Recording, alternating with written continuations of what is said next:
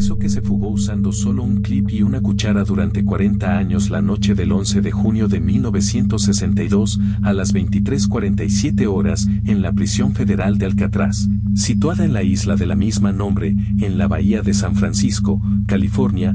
Una sombra se movía con sigilo en la oscuridad. La temperatura era de 12 grados Celsius y la humedad relativa era del 80%. El viento soplaba suavemente desde el norte a una velocidad de 5 kilómetros por hora. En el bloque de celdas B, donde se encontraban los presos más peligrosos, un ruido extraño se escuchaba, como el sonido de una cuchara raspando contra el metal. La textura de las paredes de piedra era áspera y el olor a desinfectante y sudor llenaba el aire. Frank Morris, un preso de 35 años, con un historial de fuga en otras prisiones, se movía con precisión en la oscuridad. Había estado planeando su escape durante meses, y finalmente, había llegado el momento. Con una cuchara robada y un clip modificado, había excavado un túnel en la pared de su celda, ensanchando los 14 agujeros de ventilación que se encontraban en la parte superior de la pared. Los silbidos de himnos que había utilizado para disimular el sonido de su trabajo ahora habían cesado, y el silencio era total. Mientras Morris trabajaba en su plan, sus compañeros de celda, John y Clarence Anglin, esperaban ansiosamente en sus propias celdas, listos para unirse a él en su fuga. La tensión era palpable, y el aire estaba cargado de expectación. De repente, un ruido se escuchó en el pasillo, y las luces de la celda se encendieron.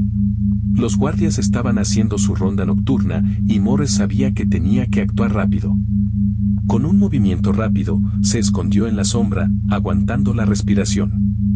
Pero lo que las cámaras de seguridad grabaron a continuación, cambiaría la historia para siempre.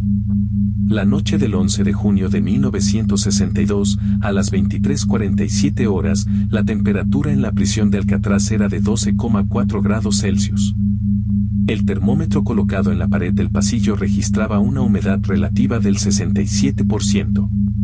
En ese momento, el guardia de seguridad, Frank Johnson, realizaba su ronda nocturna, iluminando las celdas con su linterna. De repente, su atención se centró en la celda de Frank Morris, donde notó algo extraño.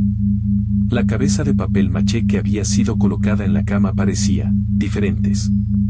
A las 23:48 horas, Johnson se acercó a la celda y examinó la cabeza con más detenimiento.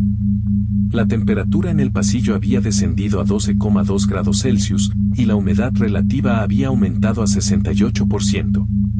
El guardia notó que la cabeza parecía haber sido manipulada, y que los ojos de papel maché parecían estar mirando en direcciones opuestas. Un escalofrío recorrió su espalda. ¿Qué estaba sucediendo aquí?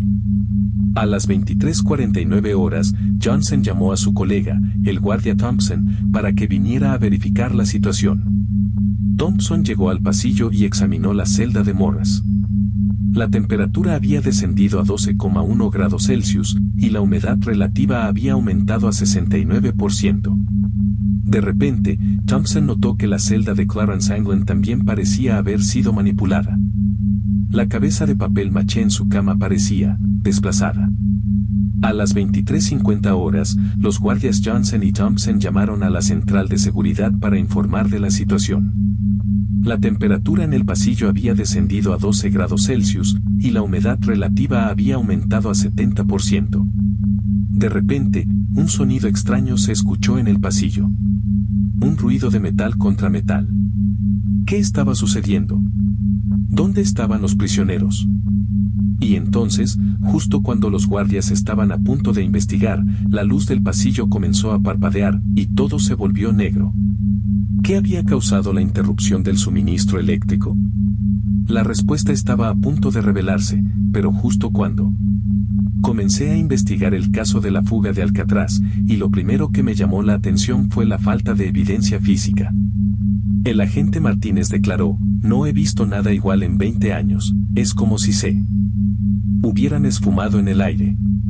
La temperatura en el pasillo había descendido a 12 grados Celsius, y la humedad relativa había aumentado a 70%, lo que sugiere que habían estado trabajando en el túnel durante horas. Al examinar los informes, encontré contradicciones entre el informe A y el informe B. El informe A indicaba que la fuga ocurrió a las 23:50 horas, mientras que el informe B decía que fue a las 23:45 horas. Además, la huella de un zapato que se encontró en el pasillo no coincidía con ninguna de las huellas de los prisioneros. El sargento Thompson declaró: "Es como si hubieran estado en dos lugares al mismo tiempo, no entiendo cómo pudieron hacerlo".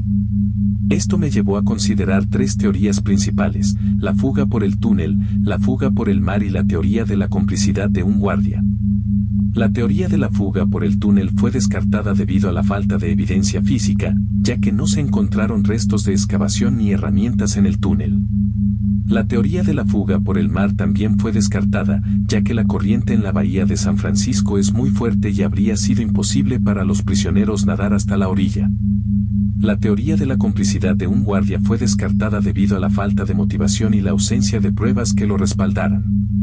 El detective James declaró: "No hay nada que sugiera que un guardia estuviera involucrado, es un misterio total".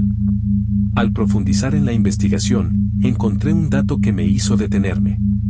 Un testigo afirmó haber visto una figura en el muelle a las 23:55 horas, justo después de la fuga. La figura estaba vestida con un traje negro y llevaba un sombrero. El testigo declaró: "Me pareció que estaba mirando hacia la prisión, como si estuviera esperando a alguien. De repente, mi teléfono sonó, era el laboratorio de pruebas. Tenían algo que mostrarme, algo que podría cambiar todo". Me dirigí hacia allí, con el corazón latiendo fuerte, y cuando llegué, me encontré con una sorpresa que me heló el cuerpo. La investigación concluyó sin encontrar restos de Frank Morris. El caso permaneció abierto durante 40 años, hasta que finalmente se cerró en 2002. La comunidad de San Francisco se quedó con la duda de qué había pasado con el fugitivo. El caso de Alcatraz llevó a cambios en la seguridad de las prisiones federales, incluyendo la implementación de sistemas de vigilancia más avanzados y la capacitación de personal para prevenir fugas. El detective James, quien había liderado la investigación, se jubiló en 1985, pero nunca olvidó el caso. En una entrevista, declaró: "Siempre me he preguntado qué pasó con Frank Morris, si se ahogó en el mar o si logró escapar y empezar una nueva vida". La teoría más aceptada es que Morris y sus compañeros de fuga, Clarence Anglin y John Anglin, se ahogaron en el mar, pero nunca se encontraron pruebas concluyentes. Un detalle que sigue sin explicación es la desaparición de los tres prisioneros en un área de solo 1,5 millas cuadradas. ¿Cómo lograron escapar sin dejar rastro? La coincidencia imposible es que los tres prisioneros tenían antecedentes de fugas previas, pero nunca se había producido una fuga exitosa en Alcatraz. La pregunta que sigue sin respuesta es: ¿y si Frank Morris sigue vivo, viviendo bajo una identidad falsa? La frialdad de la realidad es que el caso de Alcatraz